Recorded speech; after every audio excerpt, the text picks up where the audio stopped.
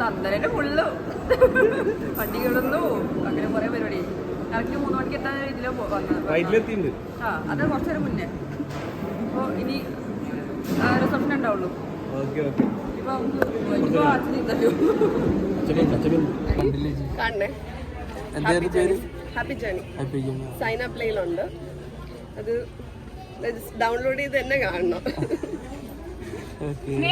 പിന്നെ വേറൊരു പ്രോജക്റ്റ് ഇങ്ങനെ വന്നിട്ടുണ്ട്. അപ്പം ഡെഫിനറ്റ്ലി സിനിമ ഉണ്ടാവും.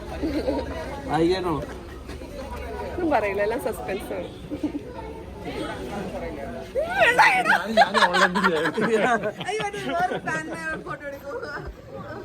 തിരക്കിനിടയിൽ ആ ഫാനിനെ മീറ്റ് ചെയ്യാൻ പറ്റില്ല.